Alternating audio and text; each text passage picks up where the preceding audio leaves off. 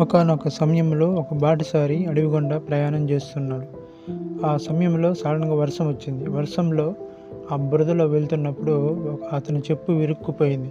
ఆ చెప్పు కింద ఇత్తనం ఇలా అనుకుంది, నేను ఎదగను, నా జీవితం ఇంతే అనుకున్నప్పుడు ఆ వర్షపు నీరు వల్ల శక్తి పొంది మొక్కగా చిగురించింది. నువ్వు ఏదైనా ప్రయత్నం చేస్తున్నప్పుడు నువ్వు చేయలేవు, నీ వల్ల కాదు, అది చదువైనా కానీ వ్యాపారమైనా కానీ మీరు ఒదిగి ఓర్చుకొని నిలబడ్డప్పుడే మీరు తగ్గించుకున్నప్పుడు హెచ్చింపబడతారు. ఒక యేసేపులాగా. యేసేపు అమ్మబడినప్పుడు తను తగ్గించుకున్నాడు, ప్రధానమంత్రి అయ్యాడు. దావీదు తగ్గించుకున్నాడు, రాజు అయ్యాడు.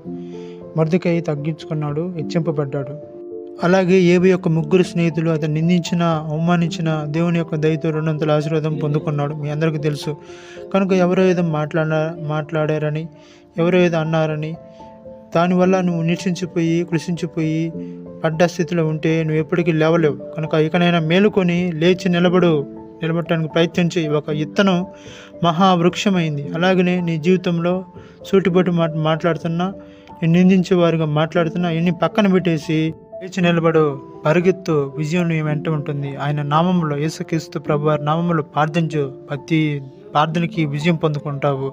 ఆ మొక్క చిన్నదే, విత్తనం చిన్నదే, ఆ విత్తనంలో మహావృక్షమే ఉంది. కనుక ఎవరి మాటలు పట్టించుకోకుండా గురి ఎద్దకే పరిగెత్తు. సమస్తము సమకూడి నీ మేలు కొరకే జరుగుతున్నవి. కనుక మొక్కబడిన చోట ఆ మొక్క ఎలాగ ఫలిస్తుందో, నిన్ను నిందించే వారి మధ్య, అవమానించే వారి మధ్య నువ్వు ఫలించి చూపించు. దేవుని ఆశీర్వాదం ఇది అని వాళ్ళు తలదించుకునే విధంగా ఎదిగి చూపించు. God bless you all.